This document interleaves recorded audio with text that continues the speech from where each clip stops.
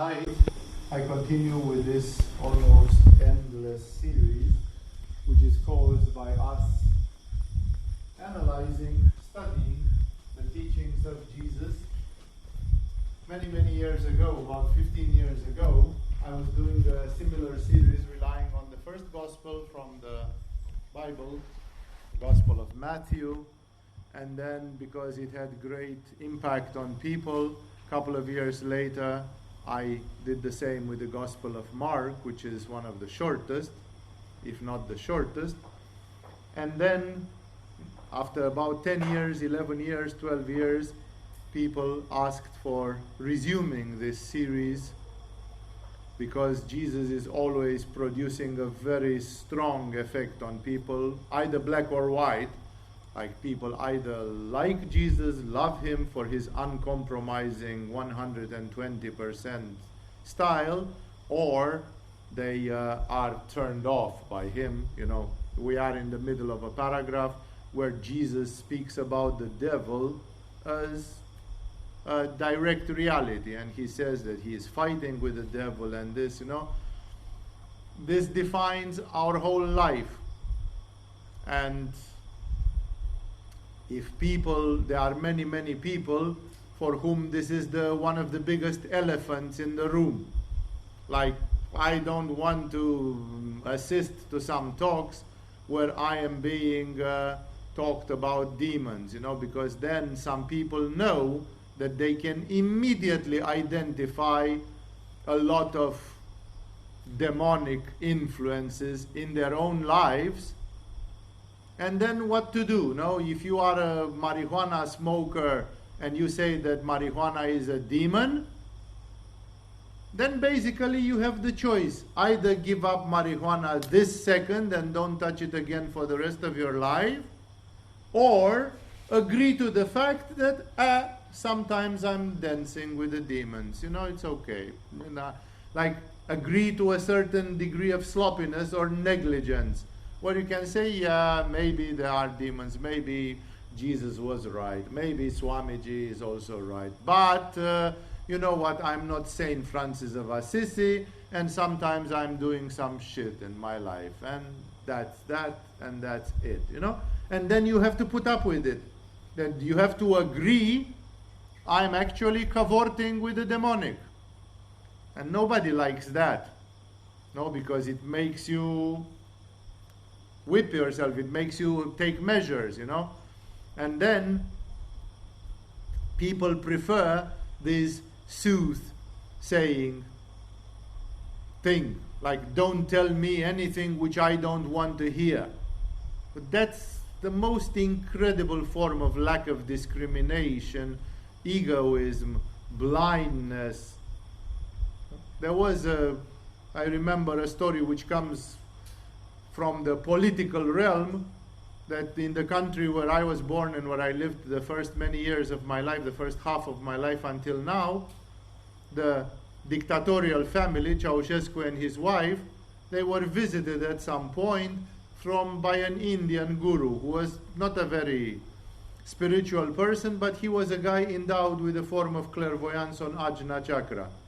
And they asked him about what can he see about their future. And he told them, you are going to be assassinated in a holiday. He predicted to them exactly what happened 10, 15 years later. And the wife of the dictator, she was so angry that she expelled him from Romania in 24 hours. She said, get to the first airplane and scram out of... Like, what should I tell you if that's what I see? If that's what's going to happen, you want me to tell you something nice? Your children will be beautiful and will live long? What sort of nonsense is this? You prefer lies? Like, what if somebody would have told me you're going to be assassinated, I would say, why? And what can I do to prevent that from happening? And how should I change my behavior to make myself dear to those people? And if it's possible, sometimes maybe it's not possible, but at least if you can see that possibility exists in the future, how can I prevent it? Is there something like maybe if I'm fasting every Tuesday for 24 hours, if I'm not eating food and not drinking water, maybe I will pay that karma and it's not going to happen, or it's going to be much more soft when it will happen. So it's like, no, but no. This woman who was a very blind, egocentric woman, she just hated the messenger. The man who brought the bad news, she said, scram out of my country or I'm going to have you killed. It's like, get out. I just told you the truth. It's the same with these things. If somebody is telling you, you smoke nicotine, and nicotine, tobacco, in the 16th century was considered to be a demonic drug, and people who had nicotine, they were like possessed by the demons, then you don't like to hear that. Because the only solution again is to say, I quit tobacco today, because now I realize it's not good, or I'm just going to ignore it and, I'm not perfect. I'm not Virgin Mary. I smoke tobacco from time to time. Kiss my ass, all of you who don't like me for that. This is just a hurt ego. This is just a reaction coming from a hurt ego. It's not somebody who wants to improve themselves or to do something about things. If there is a solution, Jesus himself did not react positively to some challenges which were given to him when he was about to be crucified. No? Like there were some people who asked him, come on, give us another one. Make a miracle right now, maybe we'll believe you. And Jesus told them, the time of miracles has finished. Fuck you all, I've done them until yesterday.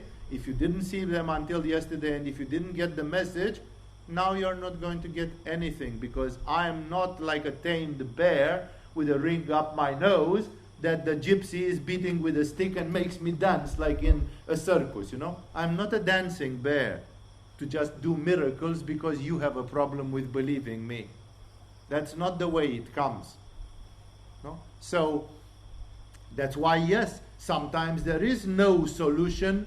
When people say, come on, Jesus, you just had to do one more miracle. What's one more miracle for you? And then maybe they wouldn't have crucified you. Maybe they would have believed you. But that was not possible. And it's not because Jesus was not trying to improve himself or the situation, but simply because there were some rules of the game which he knew and which made that this kind of compromise was impossible. But otherwise, people, when hearing some things that, hey, this is demonic, when people are possessed even by alcohol, that's a demonic force. It's a dark force. When I was a kid, my father, fortunately, taught me the following little story, that there was this man and a demon.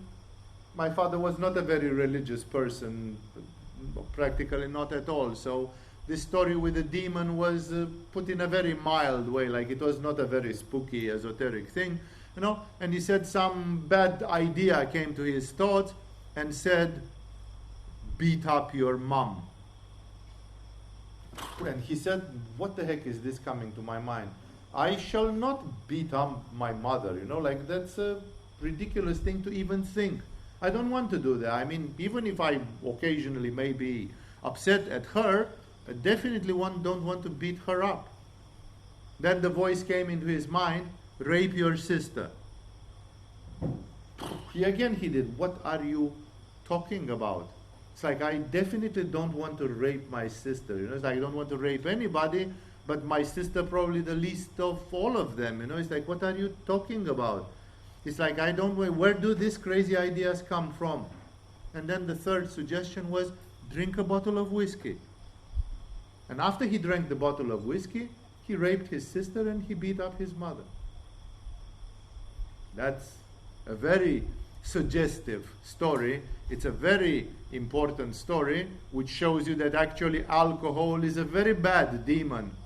Because many people under alcohol, they did that and worse, and then they were wanting to have an excuse. But in most codes of laws used in Europe, if for example somebody rapes somebody else while being drunk, that's not an excuse. The fact that you are drunk does not excuse you.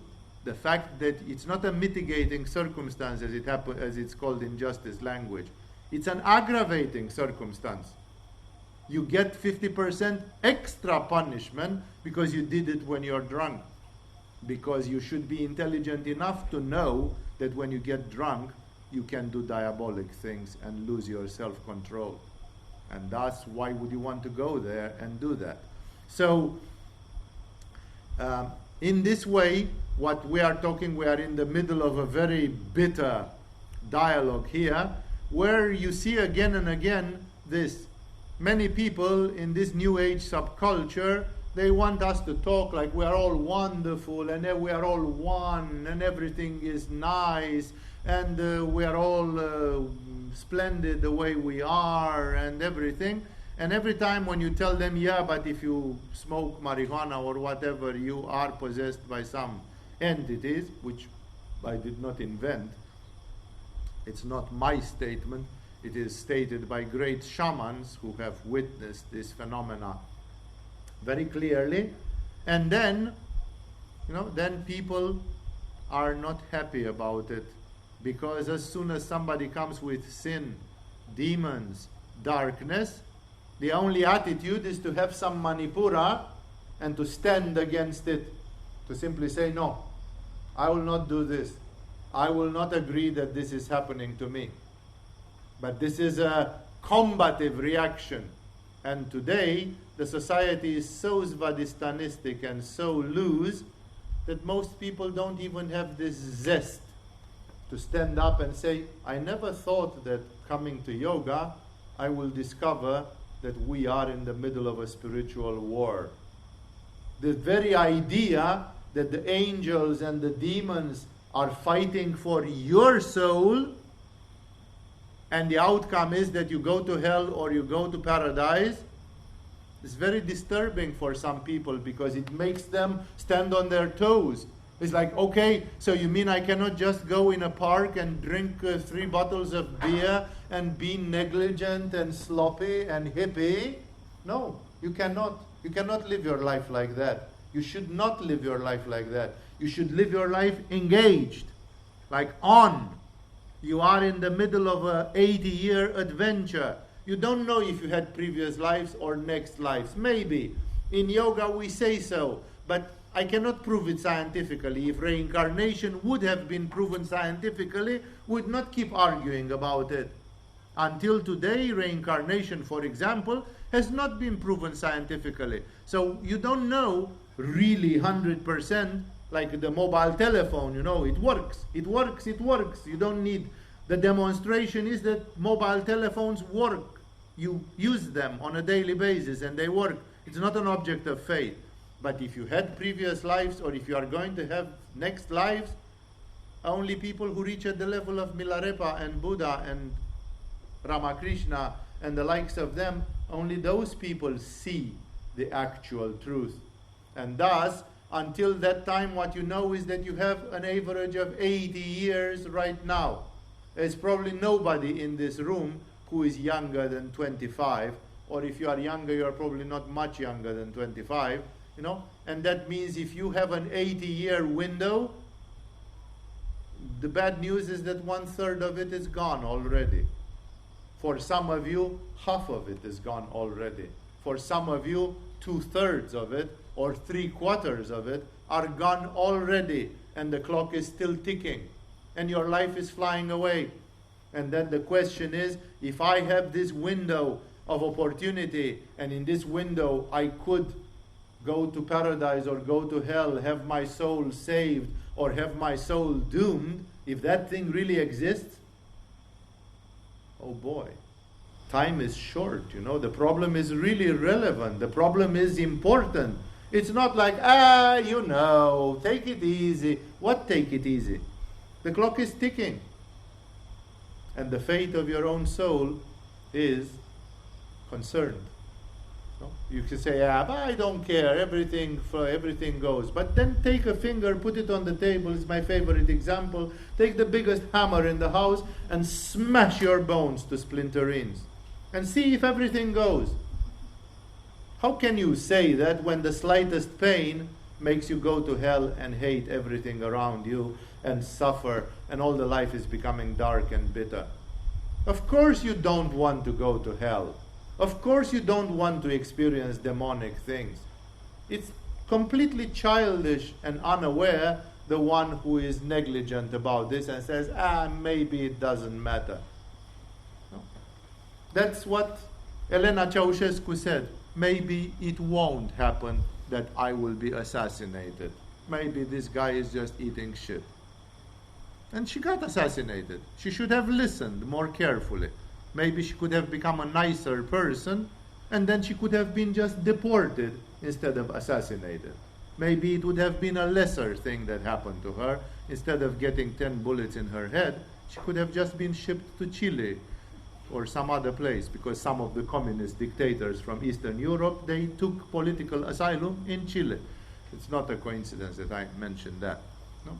Like I think the Bulgarian guy, or in Cuba, in Cuba, something, So that's why I say, so here we have this very bitter pill, which every time when I get to it, it's like Jesus spoke about it. He acted on it practically, pragmatically every day. This story starts with the fact that he sees Jesus was driving out a demon that was mute. And then the demon left and the man spoke. Did you ever think that if you have a relative or a friend in the family who is dumb, he or she is possessed by a demon? Because that's what Jesus thinks. That it's not a medical cause. Even if you consider it a medical cause, the cause behind the medical cause is a state of demonic possession. Jesus would have been hated and is hated by most of the modern doctors. Because what Jesus thinks about health and healing is a complete nonsense and madness for the modern doctors. And here is the case, so it's like Jesus lives in a world where the interference between the human and the demonic, between the light and the darkness, is happening on a daily basis. And he can click his fingers and make differences at it. And he is teaching his disciples to follow in his footsteps and to learn this fine art of prayer, exorcising, and other such phenomena. And sometimes they don't succeed, and they ask him, why do you succeed and we don't succeed? And this kind of thing. And again, when living in this environment, it becomes very difficult for some people. But I'm telling you, because I have been there, I have been in many spiritual environments in my life. No? And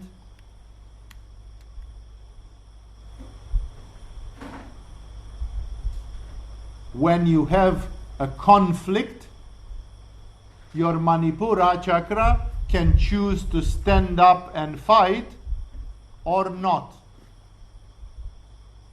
Like, for example, I remember a time in my life, when I went into some difficult stage of a relationship. There was a very complex situation. That was happening during the communist years in Romania, when there was a lot of persecution and something, and I went through some sort of psychological turn of mind, that there was a period of my life while I had been a very strong spiritual practitioner,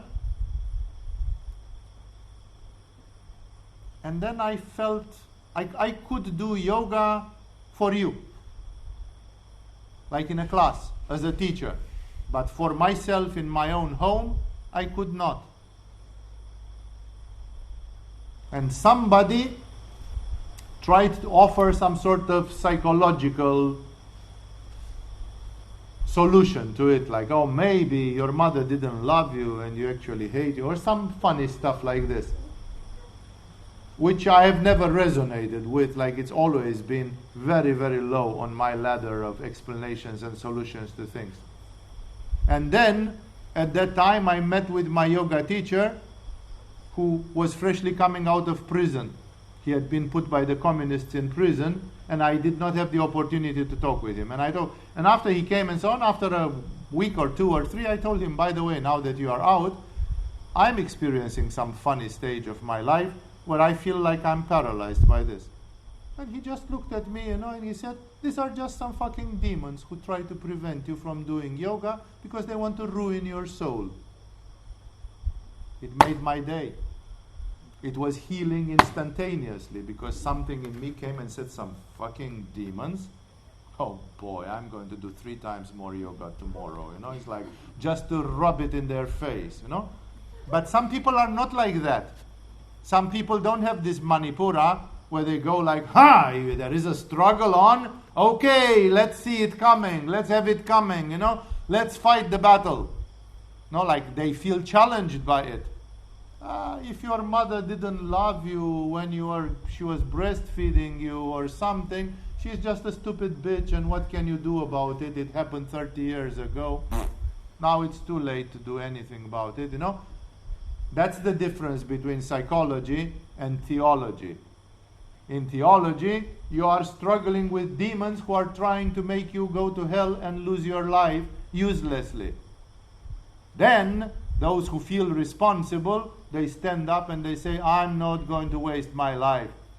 No, I'm not going to. It's unacceptable. And every day which passes, I'm getting more angry and more angry and more angry until one day I'll explode like an atomic bomb and start doing something about it.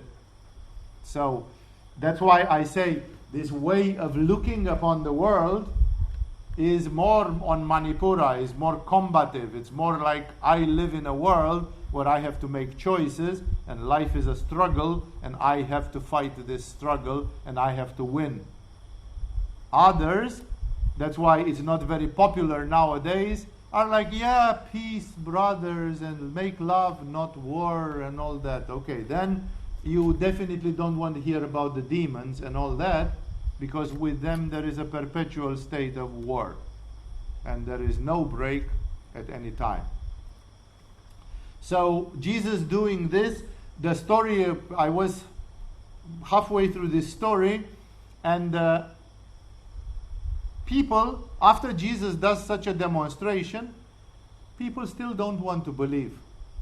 That's why many people say, oh, but why don't the yogis make more miracles? And because it doesn't prove anything. Even Jesus, who created some incredible stuff, then people accused him that he was demonized himself, that he was a bad person, that he was going to destroy the state of Israel by making the Israelis loving the Romans too much. You have to be like Barabbas, a terrorist and a patriot. That's what a real Jew should be. If you give a hug to the Romans, you are a collaborator, you are a traitor, and then Israel can disappear. So Jesus was making people hug the Romans. He even gave spiritual help to some Romans, while the Jewish patriots were like, kill them, expel them, out of our land, patriotism in the super manipuristic way. No? And I'm telling you all this to make you understand that Jesus was constantly accused, and because of his path of the heart and all that. But actually the attitude of Jesus is very much on Manipura sometimes, and very much on Ajna, very clear. And Jesus tries to use with people something which for me is brilliant. He's trying to use a sort of a Socratic logic. Socrates was famous for this, that whenever people ask some difficult questions, Socrates said, let's go to the basics. A, 1 plus 1 makes 2. A and B makes C. If this is so, then that is so. Socrates used various forms of Greek logics. The science of logics was very developed in ancient Greek, because philosophy had to be based on logics. It didn't have to be absurd.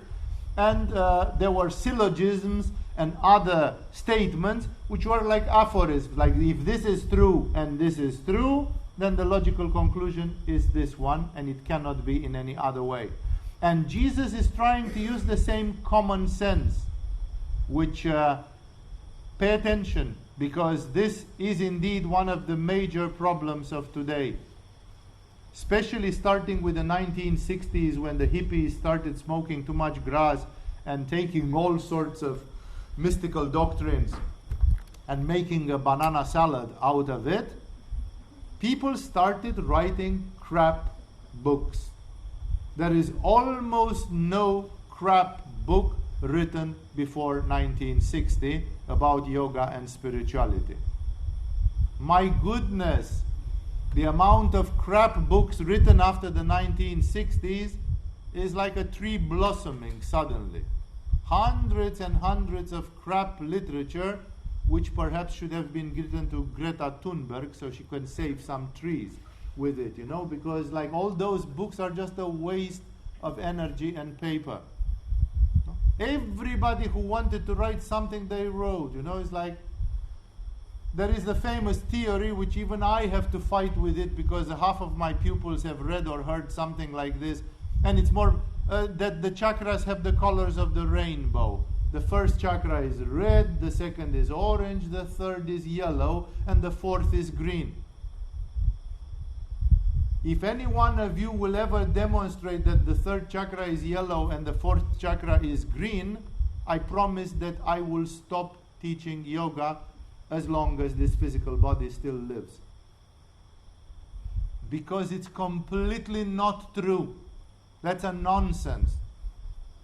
Then why did this woman destroy hundreds of trees and produce a book which lists this crap on it? Why didn't she just shut up and cultivate some olive trees or raise her cats in peace and not spoil trees in the minds of so many people by writing all this crap? That's what I'm talking about. That unfortunately there has been a lot of this nonsense. There is some American movement called about ascended masters. It was started by Helena Blavatsky, who was a bit nuts, but not too much. It was continued by Leadbitter and Annie Besant, who were a bit nuts, but not that much.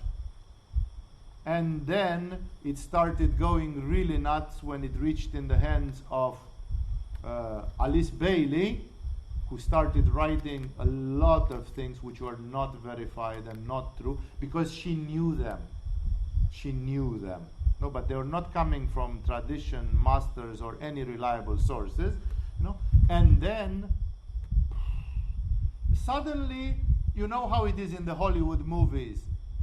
You need to have a black person. I have been accused of racism in this recent scandal 2 years ago.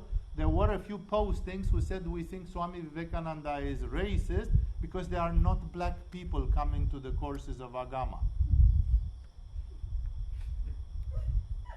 They are all very welcome, but apparently they like more beating jungle drums than doing headstands. What do I know? I'm open for everybody. There is not anybody who selects black people or yellow people at the door of the hall. So it's like everybody is welcome. And we have people from everywhere in the world, So, but that's why I say in the Hollywood movies nowadays, there is a committee on discrimination where it says you have to have a black person, you have to have an Asian person. Now recently in the last 20 years you have to have a Latino person, and of course you have to have a Jewish person. Like if in a Hollywood movie you don't have these characters, it's racial discrimination. And then guess what happened? It started coming in spirituality. The masters of the East, as described by Baird Spalding and as described by Helena Petrovna Blavatsky and so on, they were the great guys from Shambhala, the Rumis and Milarepas and those kind. There was a problem. First of all, not enough of them were women. And weren't they supposed to be 50-50? Actually, when a statistics was made in British India in the 1930s, the British made a survey, who does yoga in this country? And they found out that there were 125,000 people doing yoga. Out of those, 1 was a woman, 5 were men. There were 5 times more men doing yoga than women. Not because women were not talented, but because the Indian society was very repressive to women. The parents didn't allow girls, young girls, to go in some ashram and do yoga, because then it means they could fuck with anybody they wanted, and they had to keep their virginity because their virginity was for sale, or whatever other social things were there. And therefore there was so much pressure on women that when you read the life of Mirabai, when you read the life of other female mystics, like Majik Labdron in the Tibetan, Nepali tradition and others, you always see that the family was really hard on women, while men, if they were wild enough and they wanted to go in an ashram. So the society was not equal for men and women. And then if there were 5 times more male yogis than female yoginis, wouldn't it be logical to assume that there were 5 times more enlightened male saints than female saints? Because the whole basis was starting from a skewed thing. It was not even from the start. And you could blame the society and you could blame a lot of things, but it was not there, no? So these people who started coming with ascended masters and so on, there has to be a black one. Like if you don't have a black master from Shambhala, then how will the black people of North America feel themselves represented in Shambhala? And of course there has to be a Muslim one. And there has to be a yellow one. And there has to be this. And then it's not only about the race. Like, hey, there is a master in Shambhala which is responsible, guess with what? I really knew it theoretically that the North Americans are shot through their brains with this thing, with the money. But when I traveled first in North America to do workshops there in 2005 or something, then I had the cultural shock of being in Canada, being in the United States, and seeing how those people were about money. Money was their God. You shouldn't write on the dollar, "In God we trust." They don't do it anymore, by the way. It's become politically incorrect. It offends some people. So now they want to print dollars without God or anything. On the dollar it should be written actually, "In this God we trust." No? And guess what did this hippie, yuppie, whatever, New Age people who started inventing ascending masters do? Oh, there is a master in the Shambhala who is in charge of the stock exchange. For most of the traditional people, if you go to Mount Athos in Greece and you ask a monk living in a monastery in Mount Athos, or if you go in Iran in a Sufi Muslim place and you ask them about this, they will both tell you that the stock exchange is the great Satan. That the stock exchange is one of the most satanic manifestations on this planet, and ever since it has appeared, spirituality has gone down and evil has gone up and greed has gone up and materialism has gone up and so on. But for some Mount Shasta teachers from America, there is a Al-Kutumi or Saint-Germain or somebody who takes care of the stock exchange. Because most of the honest Americans, they have some money in stocks and bonds and this. And hey, you don't want everybody to go poor, do you? No? This is what I'm saying, that people invent a mysticism just to please themselves. They don't care about what is true and what is not true. And that's why these things with demons, that you say that thing is demonic, that thing is demonic, that thing is demonic.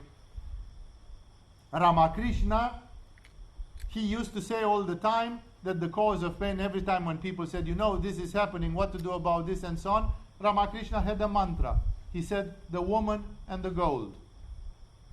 He didn't mean the woman like women are wrong, because Ramakrishna was worshipping the women, not only his wife. Ramakrishna was worshipping the hookers from the red light district of Calcutta. He didn't care if those women were inferior in social condition or considered impure. He considered every woman as the dwelling place of the goddess, as the manifestation of the goddess. So he had reverence and worship towards women. But he constantly, when people said, why this, he said, the gold and the woman. He meant by it the sexual desire. That's what he meant by the woman, because he was talking very often to men. Most of his disciples were men. And the gold meant the greed for money. And Ramakrishna said, the greed for money and the greed for sex are the two biggest evils which make people lose their soul and do all the immoral and unethical things which happen in this world. So, basically Ramakrishna would say there is the demon of sex and there is the demon of money. Nobody wants to hear that. No, because that would make, people come to a tantric school and hope they will not hear this. Hey, in Tantra we know that sex is a destructive desire and a demon for most people. That's why we try to do it in another way, so that we do jujitsu with that sex and we turn it into the benefit of our spiritual evolution. That's why sex in a tantric school is so different from bourgeois sex, which is happening out there. That's why.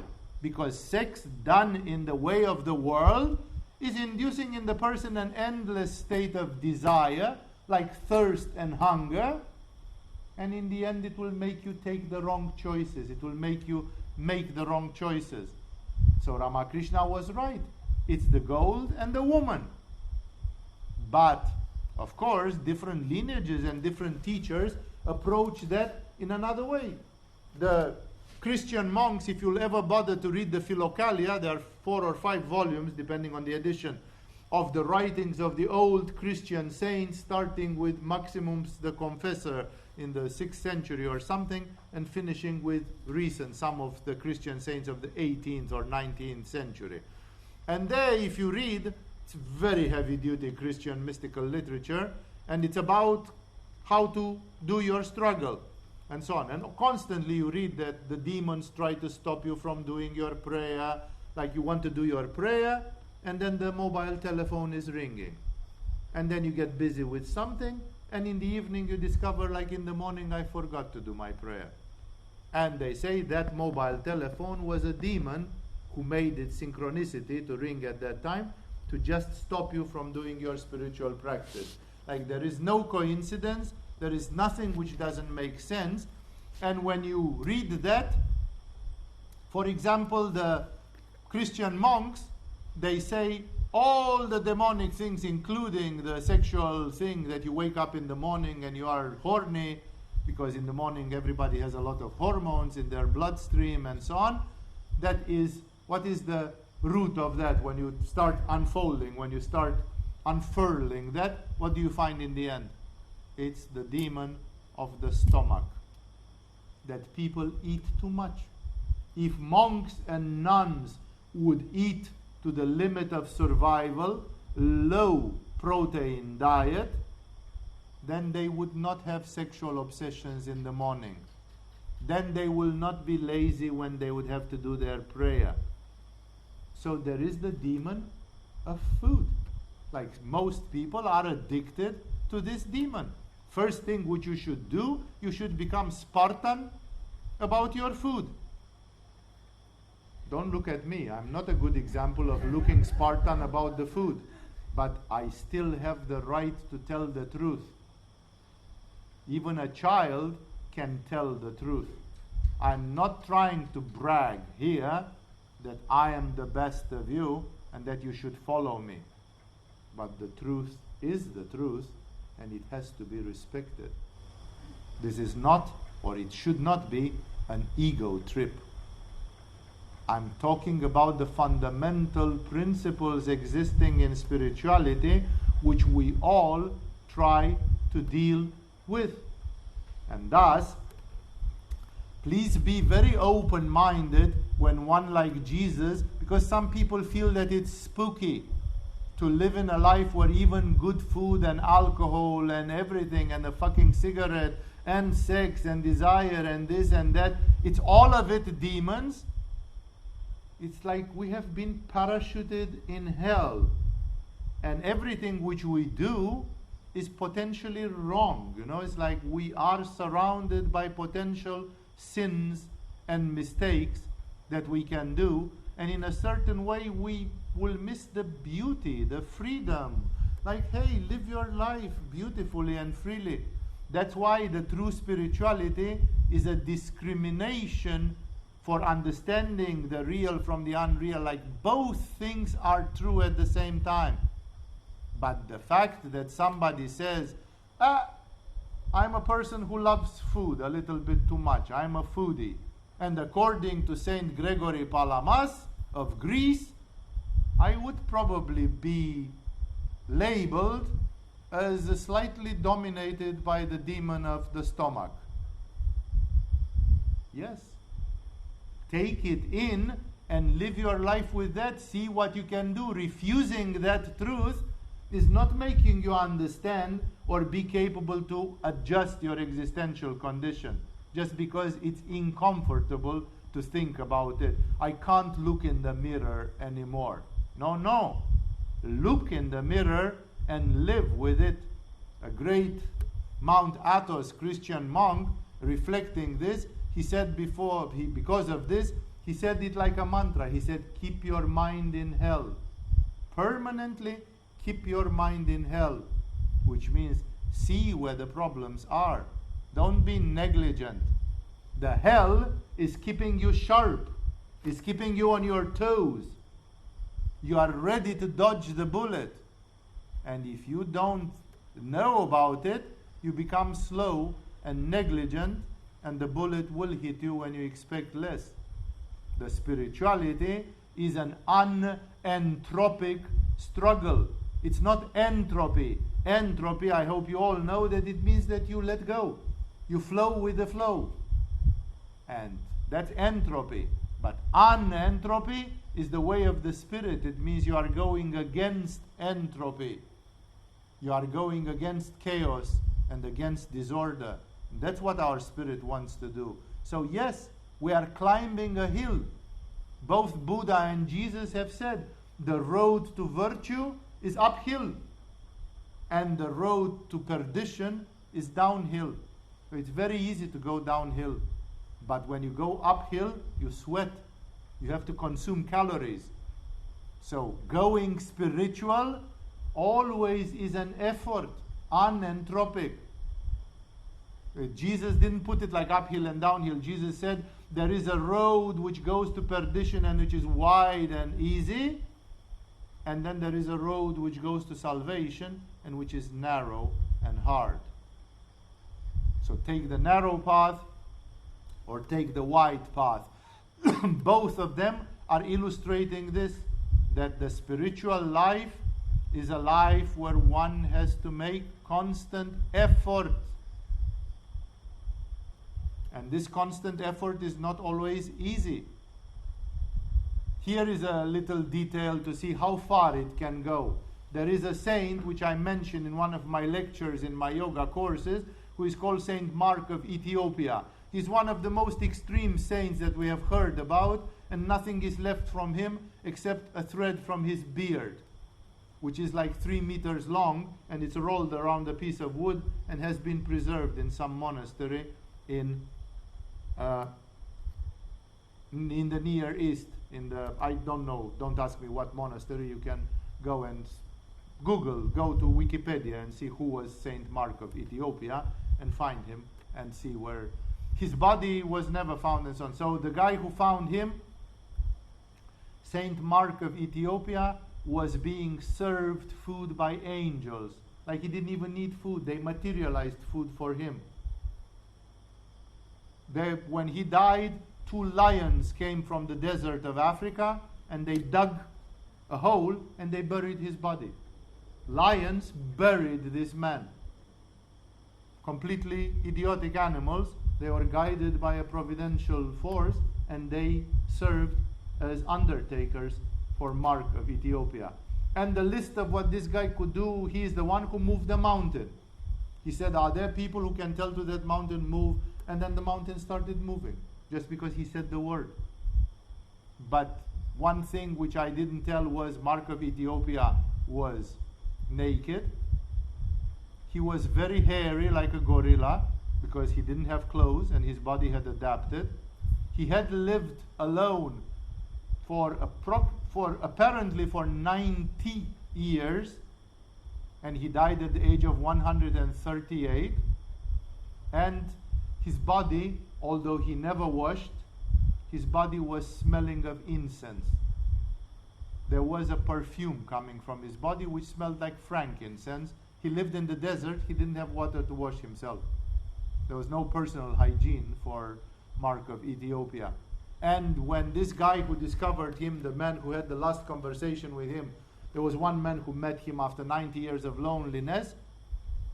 He noticed that Mark of Ethiopia almost had no nails. And he said, "What happened with your hands?"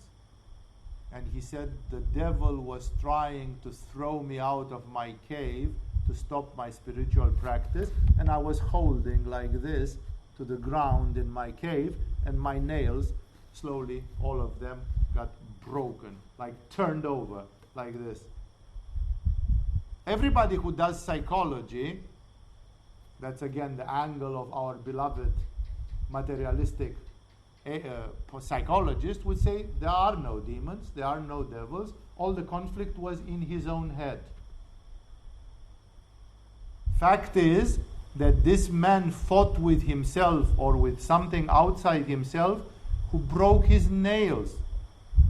Like, imagine what hell did he go through to reveal his real self and to reach to God. Now he was living with the angels, and even the animals, lions, came and licked his hands and served him. But to reach there, this man at some point had such a conflict because a part of him wanted to go out. Like in the life of Pi, where this boy is with a tiger in a boat, and in the end you find out there was no tiger, it was just his inner demons. No? The same demons, Mark of Ethiopia had them, and he fought with himself. It's like somebody who beats himself and says, "I'm horny." Pak, pak, pak, stop being horny. Pak, pak, pak, you know? It's like, are you willing to go that extra mile? Are you willing to fight with the darkness inside you or outside you? It depends wherever you want to place it. No? And that's why I say, people say, people said, "Oh, we know about some people who came to Agama and suffered." Not enough, if you ask me. Not enough. If you think you came here to have fun, wait a little bit until the boat starts rocking really hard, until the roller coaster starts, and then you will see when you have to give up your egoism, when you have to give up your greed, when you have to give up this and when you have to give up that, how many nails are you going to break onto yourself? And that's not because Tantra is bad or Agama is bad or Swami is bad. Always in spirituality, there is a war. You are at a war, and you're going to say, "Yeah, but I know of some people who did this war peacefully." There are people who are 99% enlightened, bodhisattvas. There are people who have a very good karma, and for those people the spiritual path is light and easy. But I have also seen people for whom their spiritual path has been fraught with difficulties. Fraught with difficulties. A lot of difficulties. A lot of challenges. So you cannot measure things by this, if it's pleasant or not pleasant or something. So of course an attitude like this one of Jesus is an attitude which is very combative. It's an attitude which is simply because Jesus said, "Don't think I came to bring peace." Like all the Miss Universe, silly Svadhisthana girls, who say, "What do you want to, if you had a toast, what would you drink for?" World peace. World peace. All the bimbos want to drink for world peace. But that's not, Jesus says, "I did not come to bring peace, but a sword."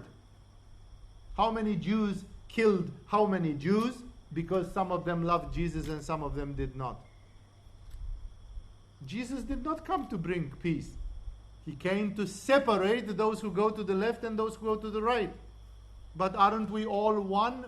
Yes, we are all one. And if you put your finger on the table and smash it with a hammer, you will be one with a very, very painful finger.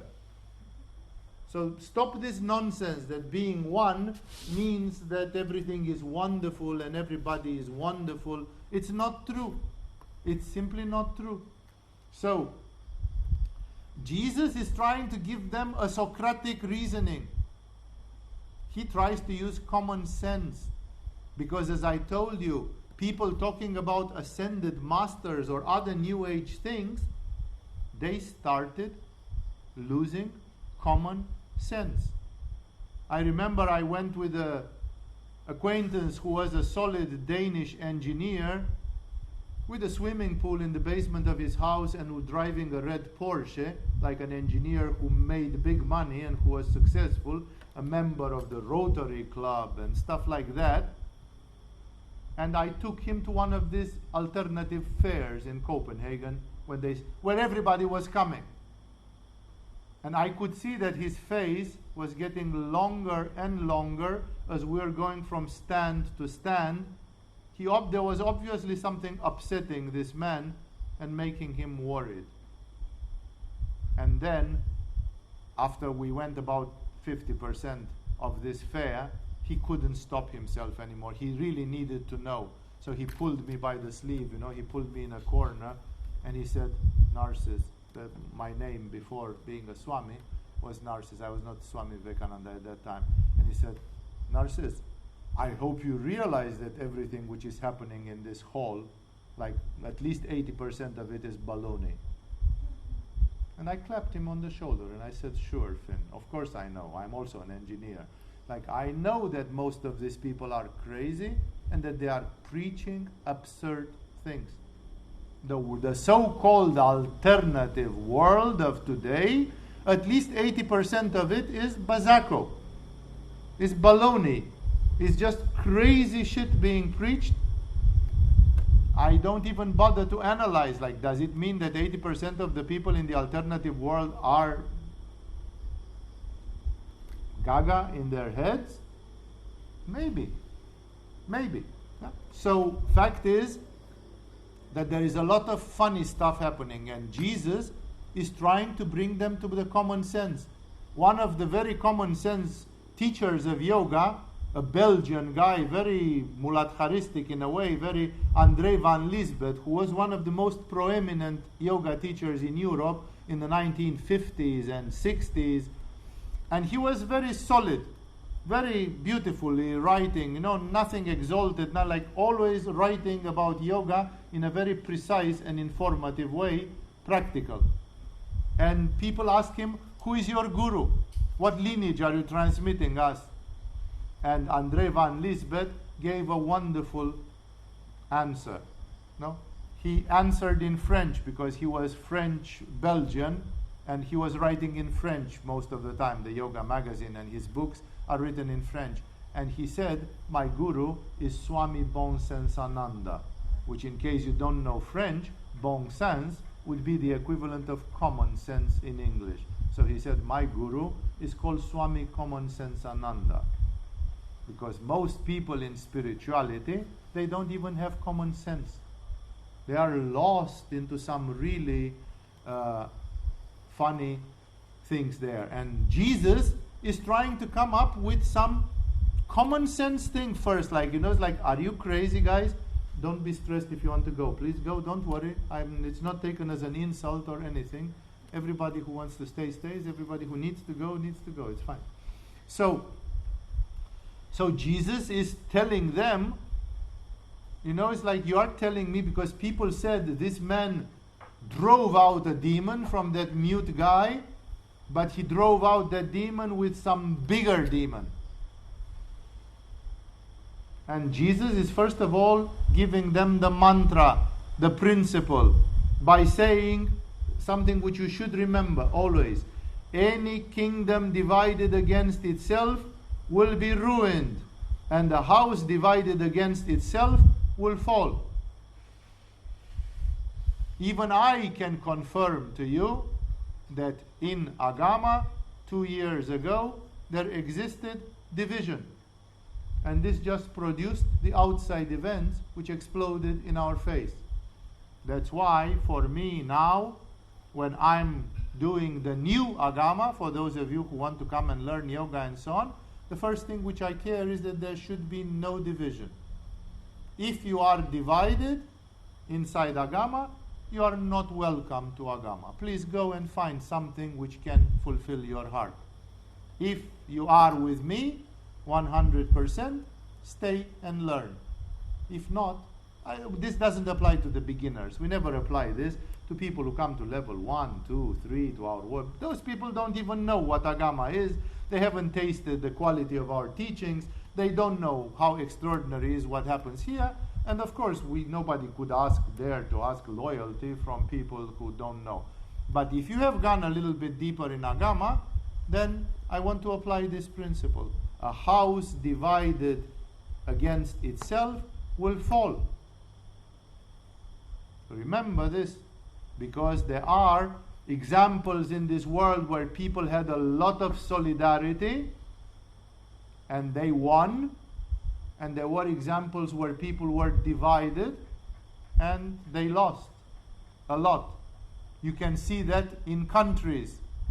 In your mind, try to think about a country where everybody fights against everybody, and try to think about another country where there is a lot of solidarity between the people from the same country.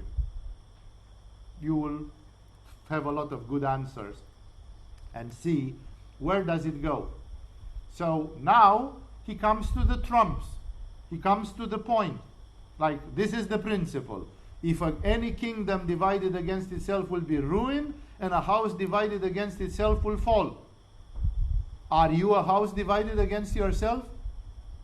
Is half of you wanting to live in luxury and half of you wants to live in a cave like Milarepa? You are divided. You will fall. You will not achieve great success. You have to take a decision at some point. Maybe it's not necessary to live in a cave to do successful yoga, but at least find a way. There is always an intelligent solution to these things. So it's very important to not be divided. Would you like to perform spirituality with sex included, or would you like to perform spirituality without sex? You can't have both at the same time. Don't be divided. Decide.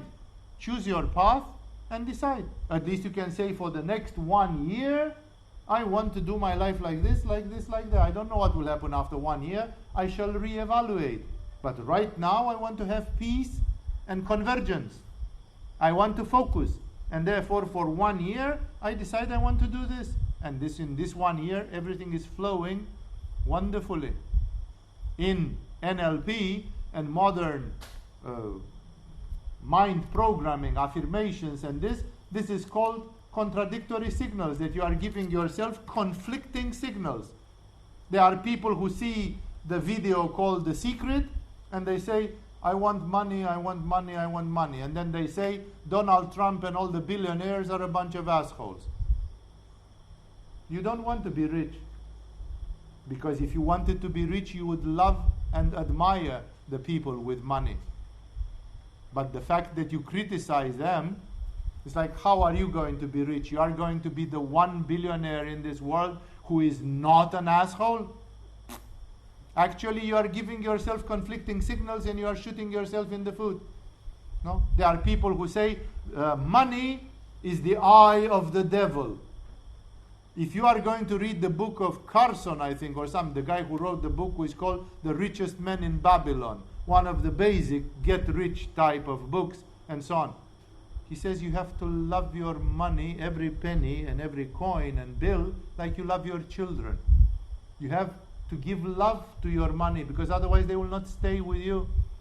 They will not stay in your house. So if you say that the money is the source of a lot of evil on this planet, and then you say, I want to get rich, you are lying to yourself. You are shooting yourself in the foot. These are conflicting signals. I could continue, but I hope you understood. And Jesus is going exactly to this principle. He says there cannot be conflicts even in hell. Even hell cannot work if it is divided against itself. And then he gives the application. So, saying this, how do I argue? If Satan is divided against himself, how can his kingdom stand? Like the demons would be losing from the very beginning. But they are not.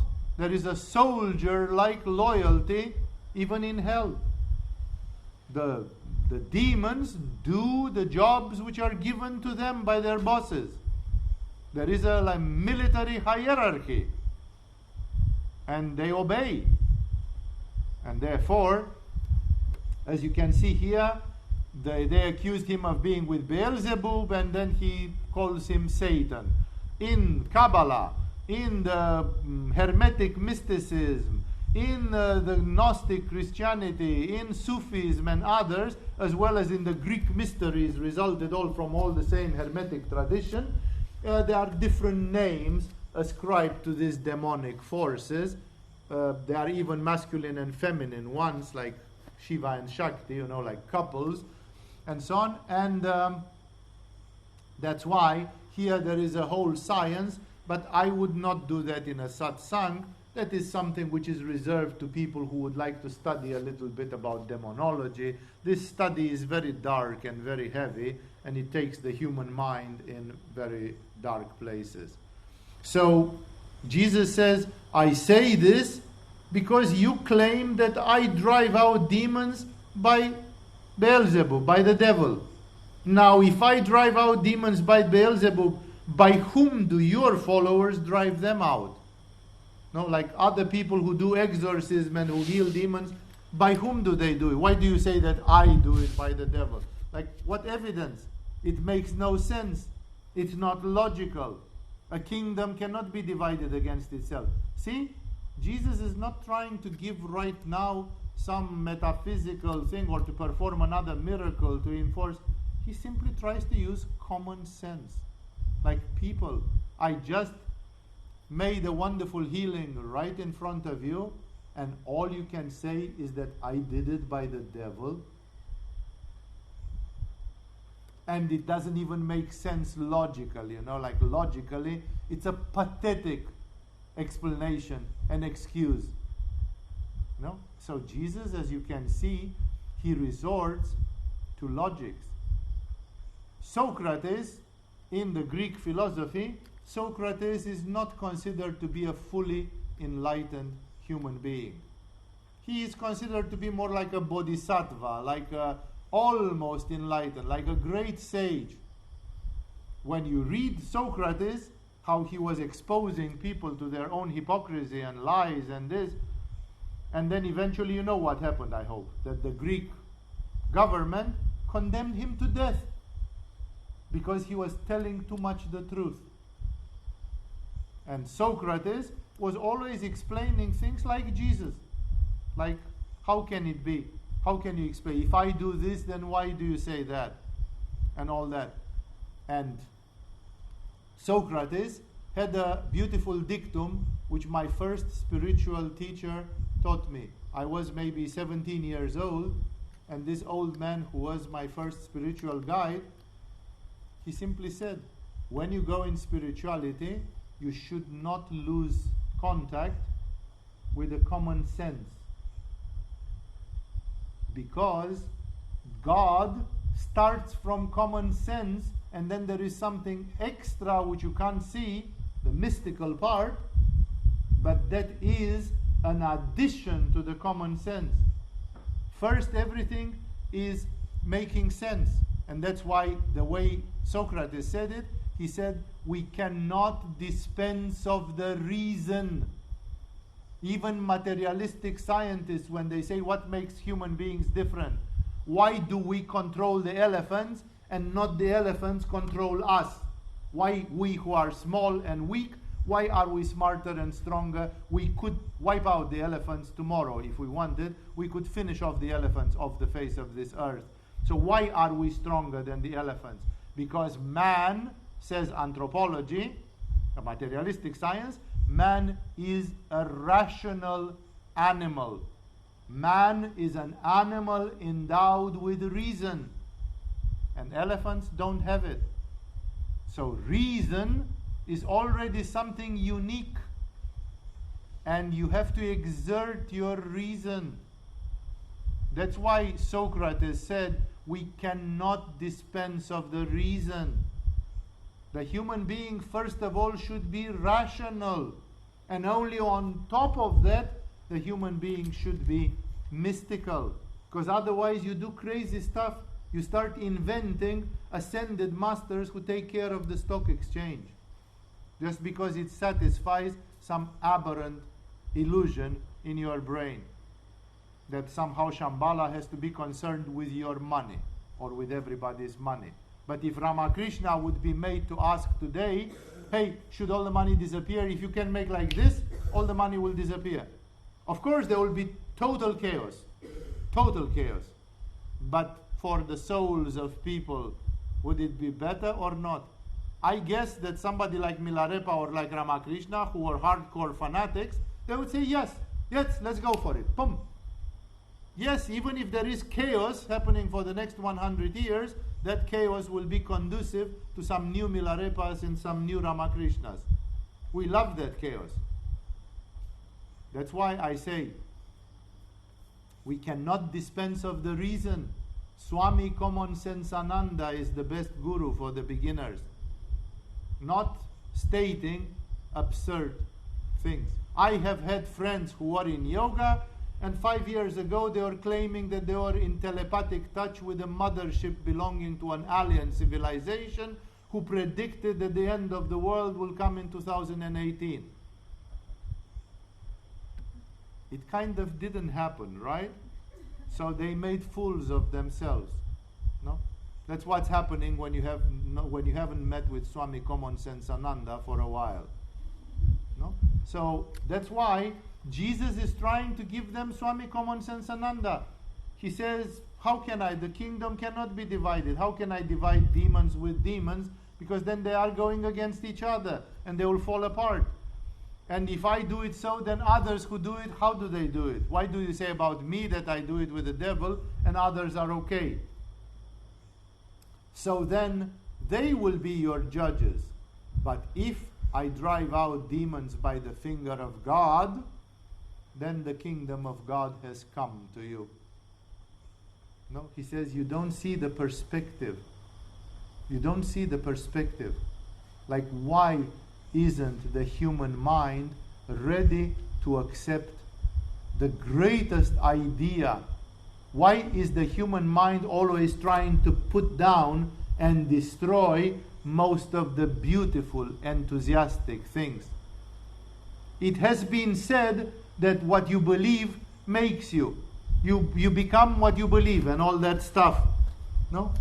And then, which belief is more constructive for you? I'm going to give you a typical belief from two different forms of Christianity. I'm not telling you which is which. That doesn't matter. Because I'm not the apostle of any of them or something like this. I'm not. I don't think most of the Christians like yoga, or they consider it a heresy or a demonic thing, of course, or something like that. But here it is.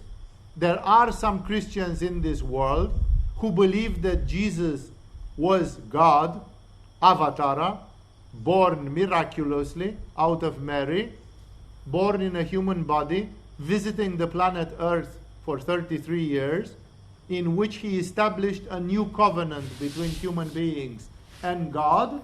And this covenant is the communion, the Christian ritual of communion, and that he sacrificed himself so that everybody can be baptized in his name and have a lot of spiritual karma removed from them automatically by grace, and that therefore Jesus has visited us and empowered us. God has been on this planet and has given you directly the gift.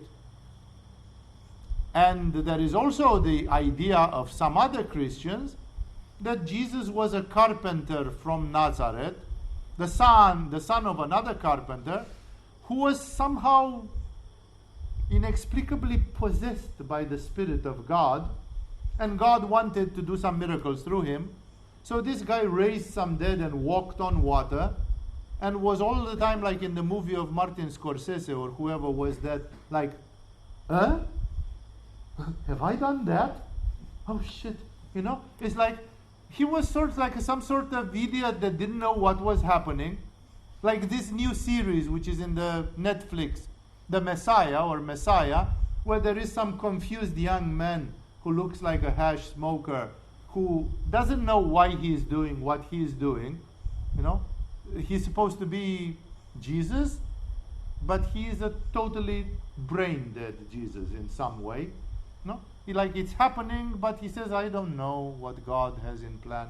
No, Jesus didn't seem to be that way. So there are two possibilities.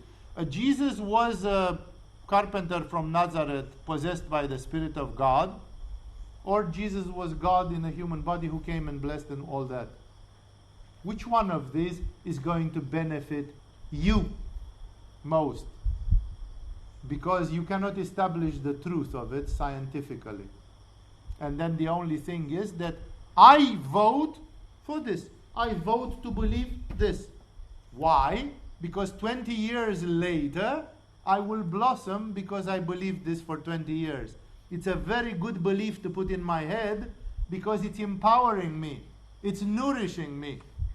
While if I have the other belief, it's much weaker. It's much weaker. It's a real stupid way of looking upon reality. That's why remember, the belief is a matter of choice. I can do it. We can do it. I know I can. My intelligence can fathom this. My heart is great enough to be generous or something. Like, this is what I'm talking about. So, remember that ultimately, faith, I have said it in other lectures, I don't want to insist now, because here we are deeply steeped in this demonic story here, that remember that the faith is something which you choose. You can say, I choose to believe in this. And then Jesus says, if other people can be your judges with this and this, but if I drive out demons by the finger of God, like if I'm the real thing, then the kingdom of God has come to you. Why don't you want to believe that I, Jesus, am coming from God? Because this would empower you extraordinarily. It would give you the signal that somehow now the kingdom of God and I as living God, we have come to you, we are visiting you. We can shake your hand, we can say, here we are. Once in a million years it happens, I am here with you. No, for some people it's too much to believe. They can't make themselves believe. And then they say, there must be some trick. This guy is doing it with the demons. It's more easy to believe that than to believe something really big. So Jesus is calling their attention. Look at you.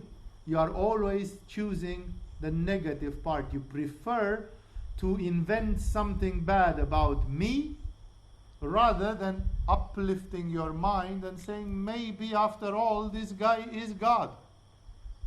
And then we are living out an event which nobody has seen in the known history of the world. And then we should rejoice. We should be wow, over the moon, because Jesus is God and is with us physically right now.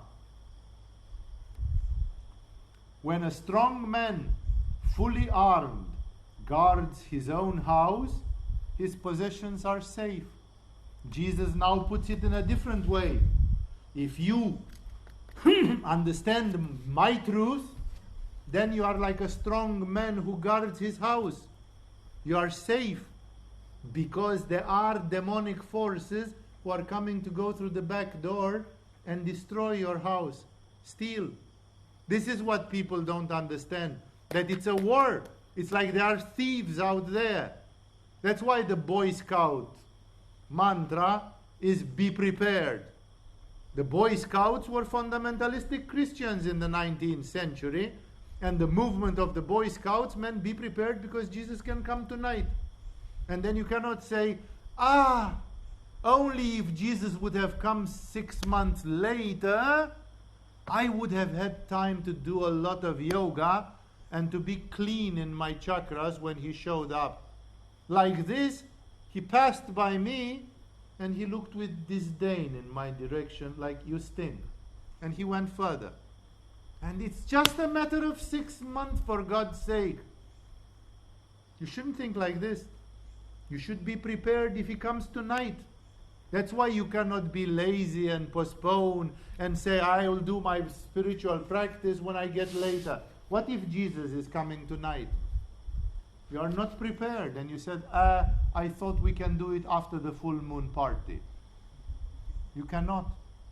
You have to be prepared. So therefore, Jesus is always creating this feeling of imminence. Like you are like a man guarding your house against thieves. Because there are thieves out there, thieves of a spiritual nature. Don't lie to yourself that you live in a kind world where there is no conflict and no nothing. That's simply not true. But when someone stronger attacks and overpowers him, he takes away the armor in which the man trusted and divides up the spoils. So he says, it's either you win this war with me, or you don't win this war and you lose. I remember first time when I saw just to move from Christianity to something from Hinduism, I saw for the first time a beautiful quote about Kali, the Indian goddess, the mother of time, one of the 10 Mahavidyas, whose initiation we plan to give this year in the beginning of March, for those of you who haven't seen Mahavidya Yoga for a long time, because in the last 2 years we didn't have the manpower and other resources to give these amazing teachings.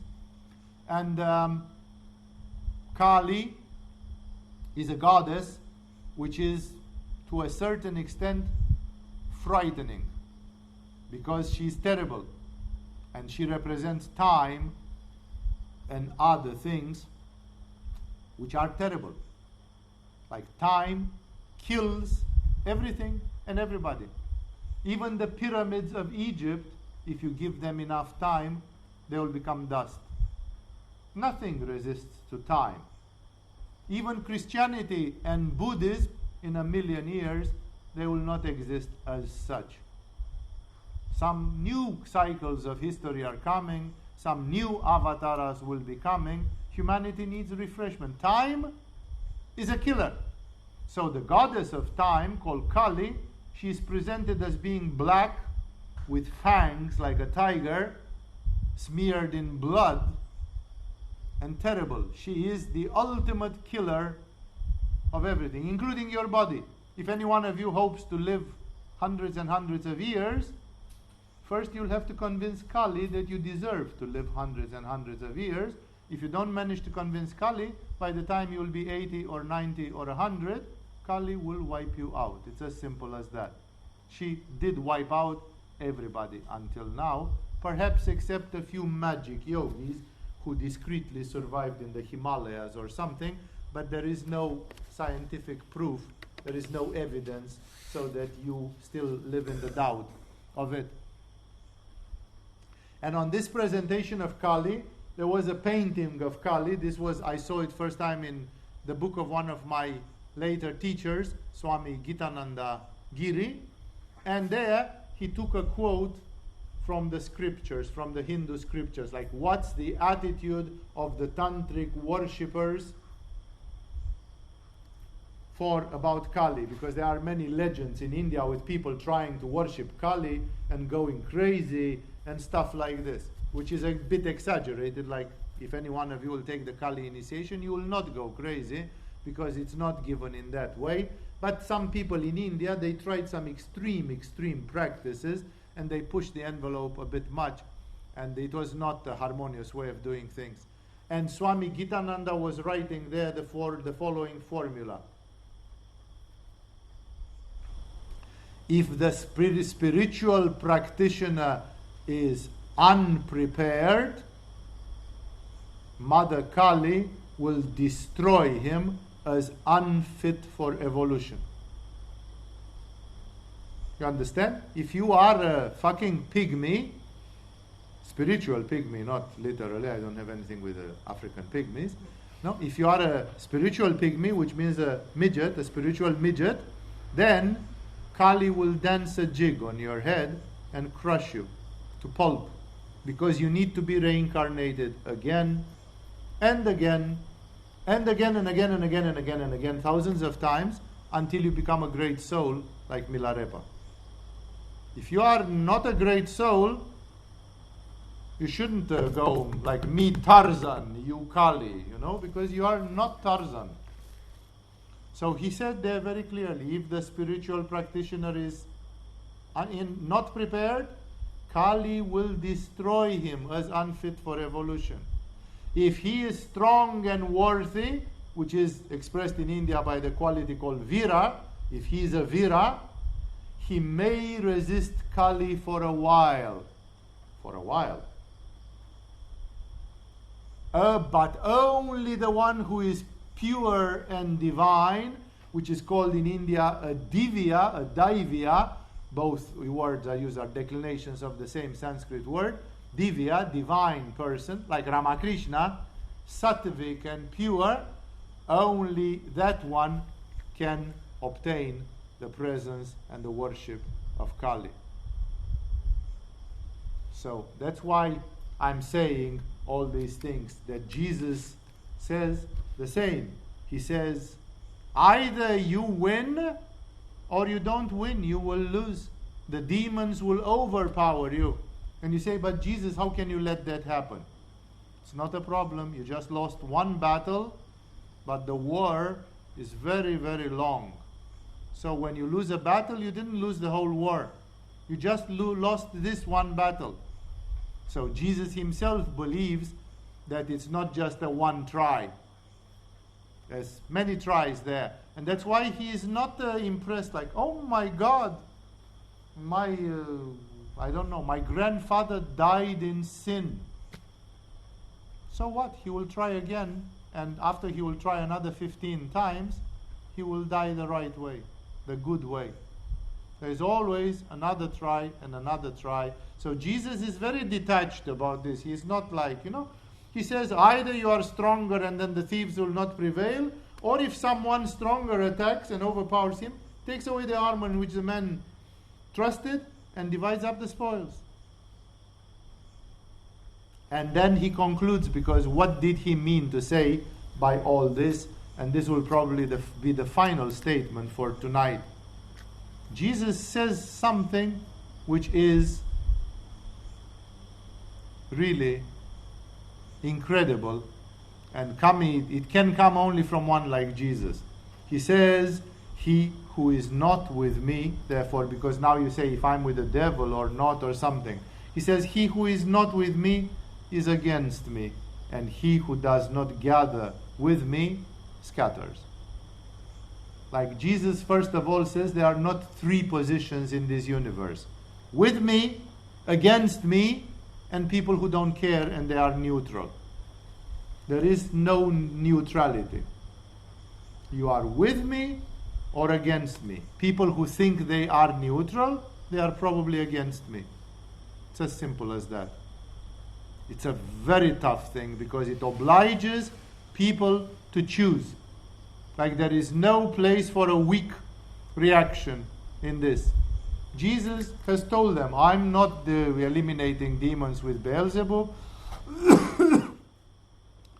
If I really am right, you are ignoring the fact that I'm bringing God right to you right now, and you are incapable to open up to such a truth.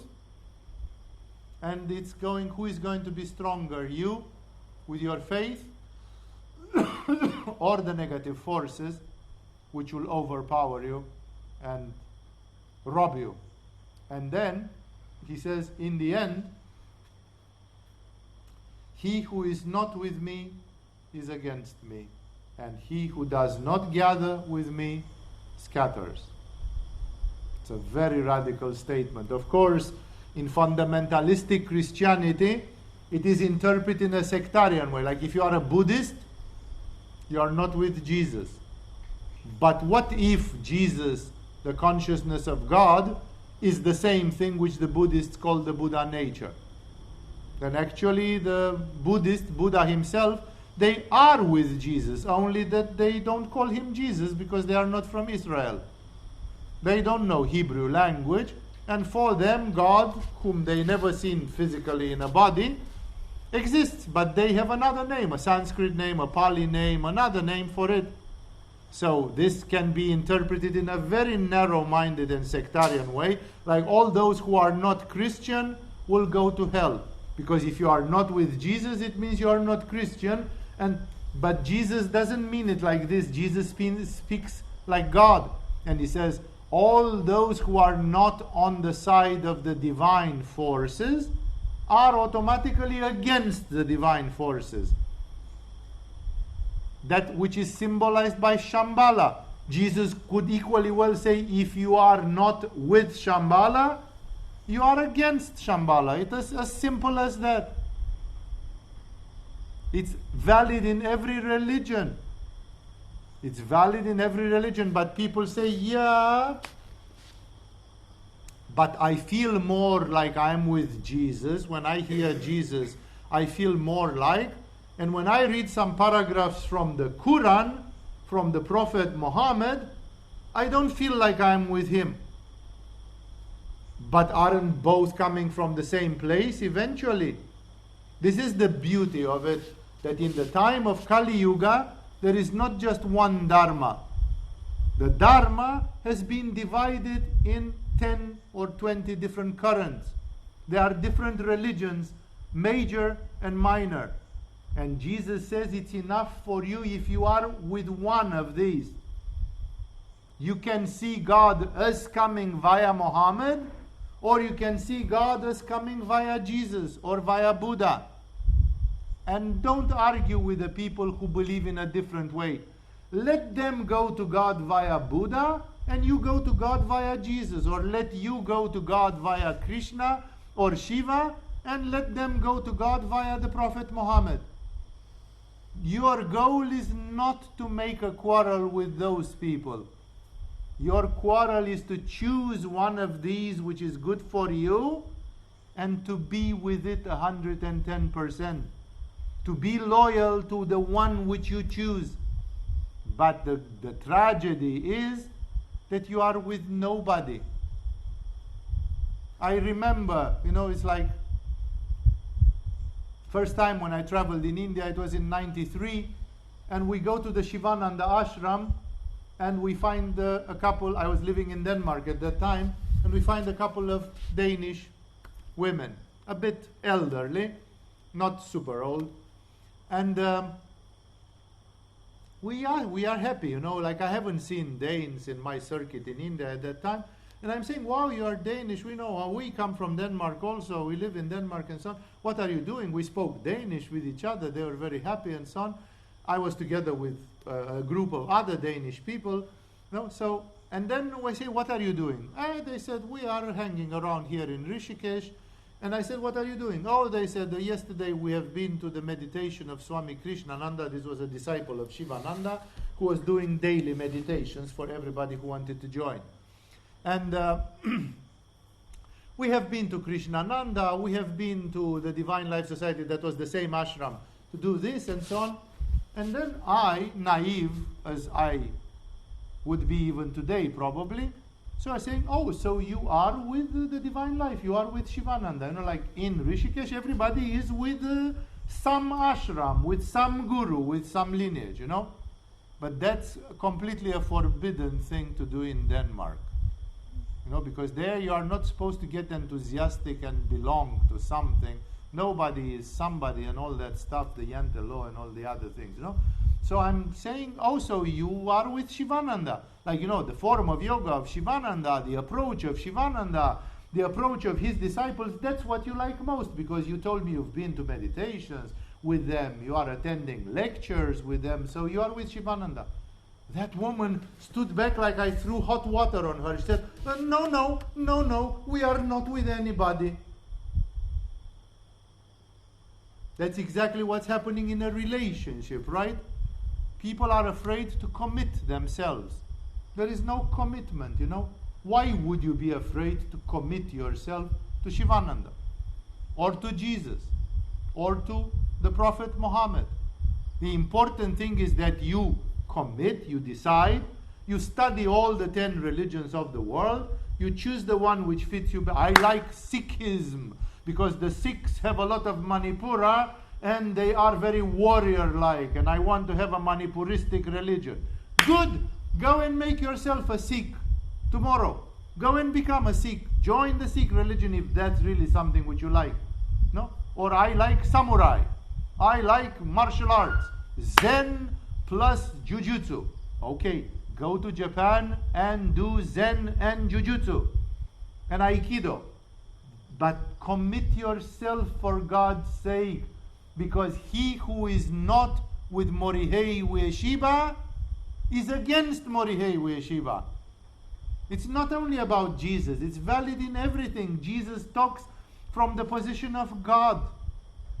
And he says, whatever image or channel for God you've got, that's the truth. If you are not with me, you are against me.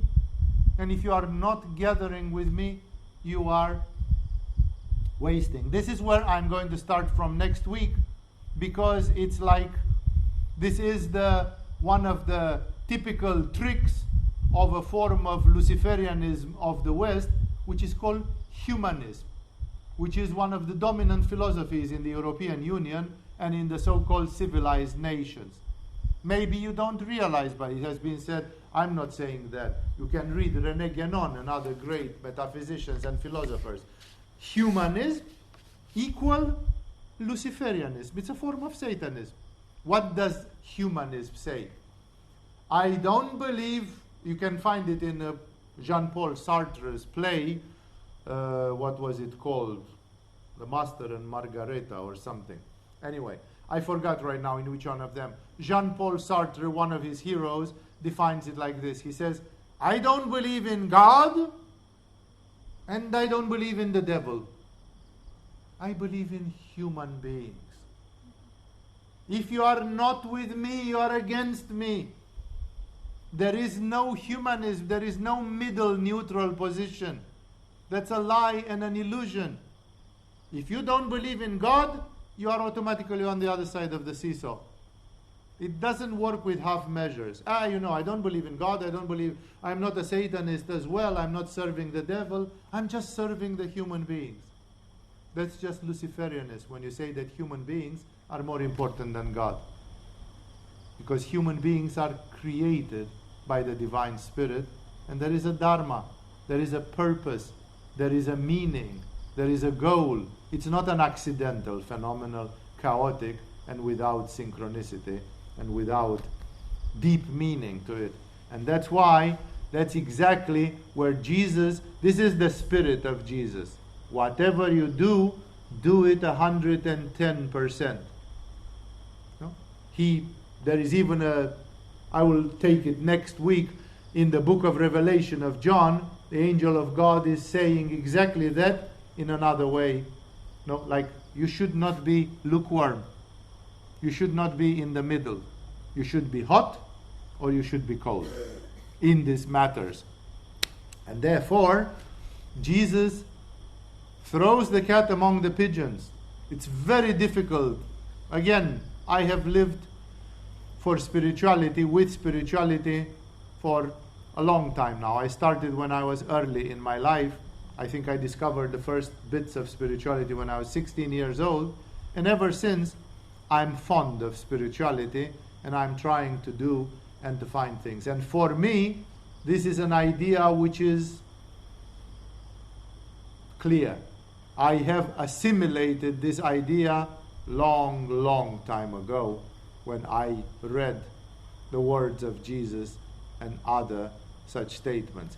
But I know that always this radical approach Makes people afraid. No, if somebody wants to be Christian the Jesus way, then today in America or in Europe, it's called a fundamentalistic Christian. Like, it's okay to be Christian if you are a sort of masturbating Christian, you know? If you are a floppy Christian, it's okay. Be Christian as much as you want, because it means you're not doing anything and you're actually not with God. So the devil has got you. But if you are a radical Christian who goes to the letter, then you are a dangerous fanatic, you know. You are like the American militias who put bombs in Oklahoma City or some. No, you are no. This is fundamentalistic Christians, and they are. And then we have fundamentalistic Muslims, which are also very dangerous, and we have fundamentalistic Jews, which are maybe not dangerous, because you cannot say anything bad about the Jews. It's taboo.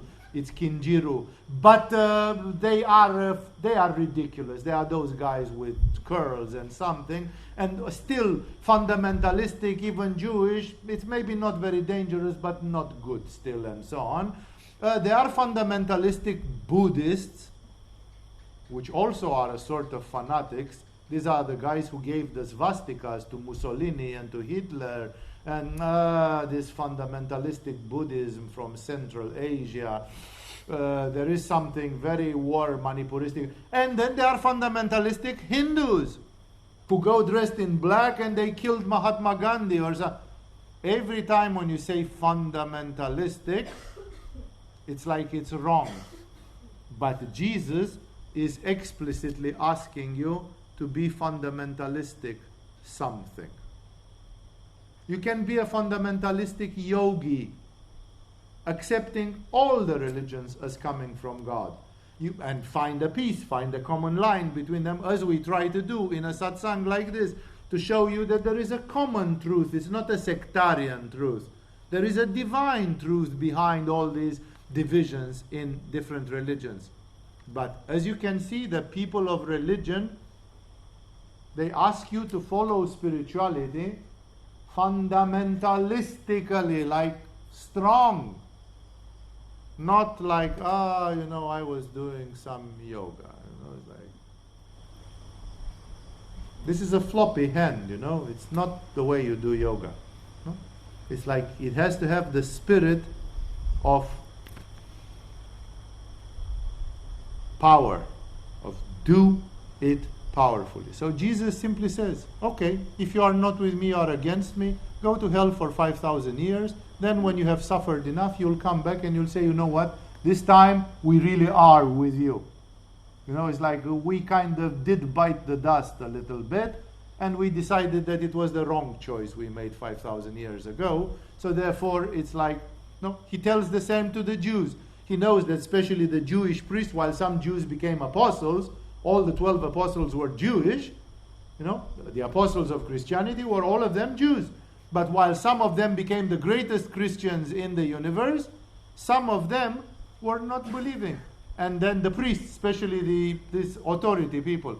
And Jesus told them at some point, he says, you shall not see me again before you learn to cry.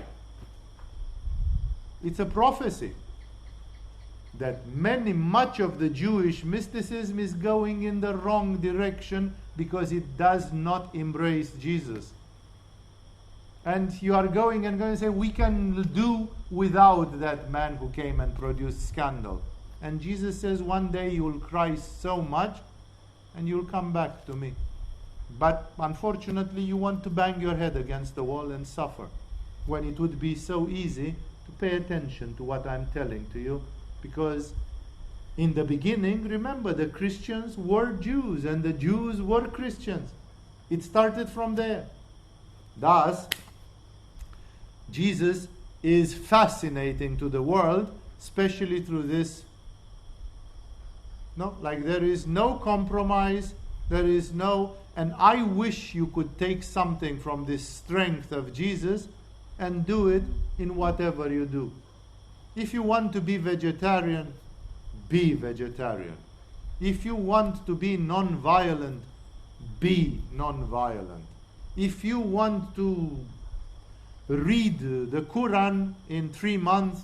Read the Quran in 3 months. Let it not be 3 months and 1 day. Read it in 3 months minus 1 day. Go 110% instead of 100%. Go full on. That's the spirit. With this spirit, you are succeeding. That's the only way to succeed and to be fully into the spiritual adventure. It is enough for tonight. We debated some heavy issues which usually provoke people and make them uncomfortable. Remember that in satsangs there are no questions and answers because I have to present something. But in this school, there are always the possibility to catch me in a lecture or another, or in the Q&As on Tuesdays, when I'm sitting there and answering your questions. So if I said something which provoked you too much tonight, then ask me about it on Tuesday and we can go deeper and I can tell you where I did get the knowledge, the inspiration, the shastras, the traditional literature, and all the things which go there. So with this, we are done for tonight. Thank you all for joining and resisting to this little marathon. And I hope to see you further on in the coming activities of Agama. As you know, we have some very beautiful things coming up. The Kashmiri Shaivism workshop, which is one of a kind. The Bhakti Yoga workshop, which is another one of a kind. The Mahashivaratri, which is out of this world. And therefore, a very rich period is coming, a very rich time is coming, where you will experience wonderful things here in Agama. Thank you all for all this, and see you along.